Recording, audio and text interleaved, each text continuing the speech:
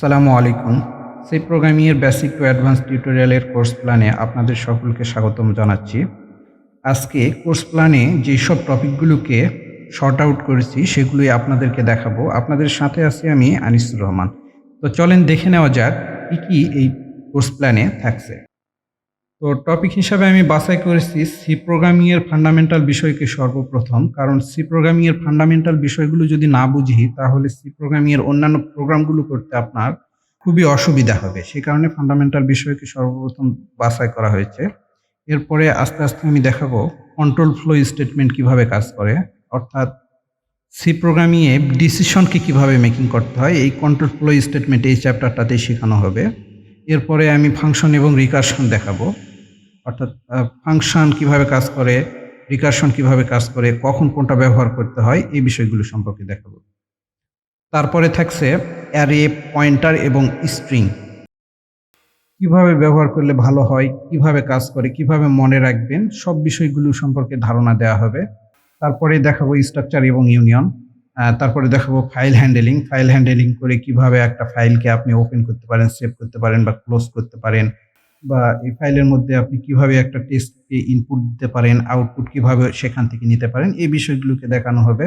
এরপরে থাকছে সিরিজ এবং প্যাটার্ন। এই সিরিজ এবং প্যাটার্নকে প্রোগ্রামের মধ্যে কি কারণে ব্যবহার করা হয়, কেন ব্যবহার করা হয়, কি কারণে এগুলো শিখবেন, সেই বিষয়গুলো সম্পর্কেও ধারণা দেওয়ার চেষ্টা করব এবং প্রত্যেকটা বিষয় সম্পর্কে আমি এক্সাম্পল আকারে আপনাদেরকে বুঝিয়ে দেওয়ার চেষ্টা করব যাতে আপনাদের বুঝতে কোনো অসুবিধা না হয়।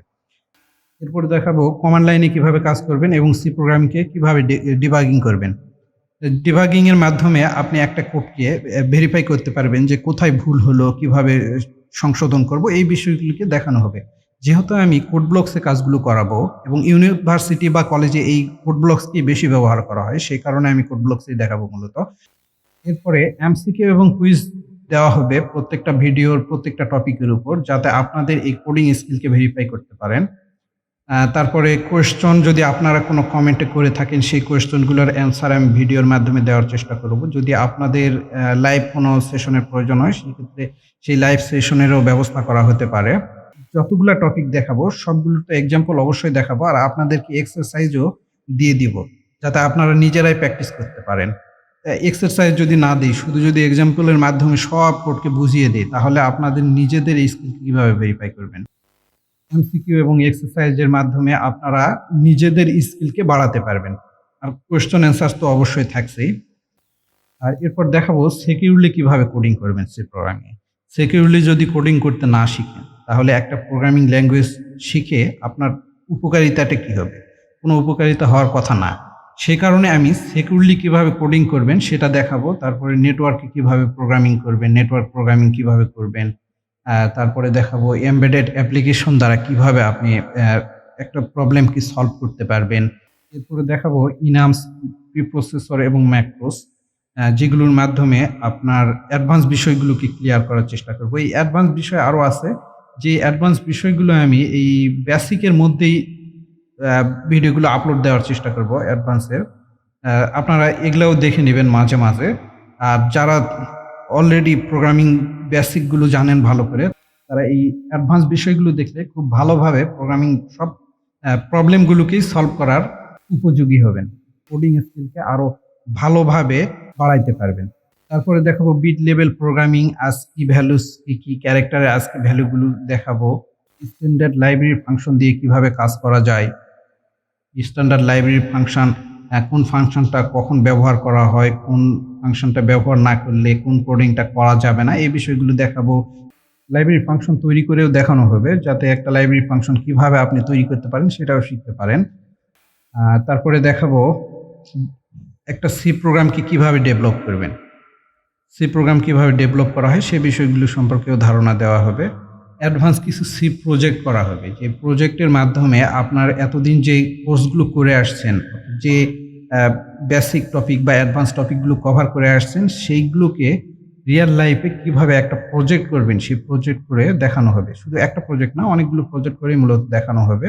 আপনারা যাতে এই প্রজেক্টগুলোকে নিজে অ্যাপ্লাই করতে পারেন। অর্থাৎ এই প্রোগ্রামিং ল্যাঙ্গুয়েজটাকে আমি এত এলাবোরেটলি সাজিয়েছি যাতে আপনাদের পুরা সি প্রোগ্রামটা করার পর অন্যান্য যেকোনো প্রোগ্রামিংয়ে এই সি প্রোগ্রামিংয়ে হেল্পফুল হয়। তারপরে দেখানো হবে C99 এ কি ফিচারগুলো ছিল সির, সেই ফিচারগুলো দেখাবো এবং সর্বশেষে ইন্টিগ্রেটিং করতে হয় কিভাবে একটি অ্যাসেম্বলি ল্যাঙ্গুয়েজকে সি ল্যাঙ্গুয়েজের মধ্যে, সেই বিষয়টিও দেখাবো। এগুলো ছিল মেন টপিক। এরপরে এই টপিকগুলোকে আবার সাব টপিকে বিভক্ত করেছি। ফান্ডামেন্টালের বিষয়গুলোতে কিওয়ার্ড এবং আইডেন্টিফায়ারকে দেখাবো, ভেরিয়েবল, কনস্ট্যান্ট বা লিটারেলস কিভাবে কাজ করে সেগুলোকে দেখাবো, একটা ডাটা টাইপস কত সাইজের হয় কিভাবে কাজ করে সেগুলোকে দেখাবো, কখন কোন ডাটা টাইপটা ব্যবহার করতে হয় সেগুলো বিস্তারিত ধারণা পাবেন। ইনপুট আউটপুট অপারেশনগুলো কিভাবে কাজ করে বা কমেন্ট কিভাবে করতে হয় সি প্রোগ্রামিংয়ে, অপারেটর বা এক্সপ্রেশনগুলো কিভাবে কাজে লাগানো যায়। আর এক্সাম্পলস তো অবশ্যই থাকছে, প্রত্যেকটা প্রোগ্রামিং টপিকের উপরেই আমি এক্সাম্পল দেওয়ার চেষ্টা করব। তারপরে দেখাবো কন্ট্রোল ফ্লো স্টেটমেন্টে ইফ ইলস কিভাবে কাজ করে, একটা লুপ কিভাবে কাজ করে, for loop, while loop, do while loop কিভাবে কাজ করে, ব্রেক বা কন্টিনিউ কিভাবে ইউজ করবেন, সুইচ কেস স্টেটমেন্ট কিভাবে ইউজ করবেন, গো টু স্টেটমেন্ট কখন ব্যবহার করতে হয়, কখন ব্যবহার না করলেই ভালো। এই কন্ট্রোল ফ্লো স্টেটমেন্টের প্রত্যেকটা প্রোগ্রামের এক্সাম্পলস আবারও থাকছে। এরপরে থাকছে ফাংশন এবং রিকারশন। ফাংশন এবং রিকারশনে কোনটা কখন ব্যবহার করা যায়, কোনটা ব্যবহার করলে ভালো হয়, বা ইউজার ডিফাইন্ড ফাংশন কি, কেন আমরা ইউজ করব ইউজার ডিফাইন্ড ফাংশন, স্টোরেজ ক্লাসও করানো হবে। তারপরে আমরা চলে যাব একটি অ্যারেকে কিভাবে কাজে লাগানো হয়, মাল্টি ডাইমেনশনাল অ্যারে কি, অ্যারেকে কিভাবে ফাংশনে পাস করব, স্ট্রিংগুলো ভালো করে দেখব, স্ট্রিং ম্যানিপুলেশন কিভাবে করতে হয় লাইব্রেরি ফাংশনের মাধ্যমে, এবং পয়েন্টারকে দেখব, পয়েন্টার এবং অ্যারের মধ্যে ডিফারেন্স কি বা রিলেশন কি, এই বিষয়গুলোকে দেখব, অ্যাড্রেসকে পাস করা দেখব পয়েন্টারে, ডাইনামিক মেমোরি অ্যালোকেশন কিভাবে করতে হয়। এরপরে দেখব স্ট্রাক্ট এবং ইউনিয়ন। স্ট্রাক্টকে কখন ব্যবহার করা হয় আর পয়েন্টারকে কখন ব্যবহার করে সেটা দেখব, ইউনিয়নকে কখন ব্যবহার করা হয় সেটা দেখব, স্ট্রাকচার এবং ফাংশনের মধ্যে পার্থক্য দেখব, ইউনিয়নস কি সেটা দেখব, স্ট্রাকচার এবং পয়েন্টারের এক্সাম্পল যেগুলো আছে সেগুলো দেখব। এরপরে চলে যাব ফাইল হ্যান্ডলিংয়ে। ফাইল হ্যান্ডলিংয়ে যাই দেখব ফাইলকে কীভাবে ম্যানেজমেন্ট করতে হয়, অর্থাৎ ফাইলকে সেভ করতে হয় কীভাবে, ওপেন করতে হয় কীভাবে, ক্লোজ করতে হয় কীভাবে, ফাইলের মধ্যে ইনপুট কিভাবে দিতে হয়, আউটপুট কিভাবে নিতে হয়, এই বিষয়গুলোকে দেখব এবং এক্সাম্পল, অনেক এক্সাম্পল দিয়ে বোঝানোর চেষ্টা করব যাতে আপনাদের প্রত্যেকটা বিষয়কে খুব ভালোভাবে আয়ত্ত করতে পারেন। এইটাই ছিল আমার আজকের এই সি প্রোগ্রামিং এর বেসিকের টপিকগুলো। তো এই ভিডিওটি দেখার জন্য আপনাদের সকলকে ধন্যবাদ। ভিডিওতে একটা লাইক দিবেন, শেয়ার করবেন ভিডিওটি আপনার বন্ধুদের সঙ্গে, কমেন্ট করবেন আপনাদের প্রশ্নগুলো, আর সাবস্ক্রাইব করবেন এবং বেল বাটনটি বাজিয়ে দিবেন যেন পরবর্তীতে কোনো ভিডিও আসলে সেই ভিডিওর নোটিফিকেশন আপনার কাছে সর্বপ্রথম পৌঁছে যায়। ধন্যবাদ আপনাদেরকে। আসসালামু আলাইকুম।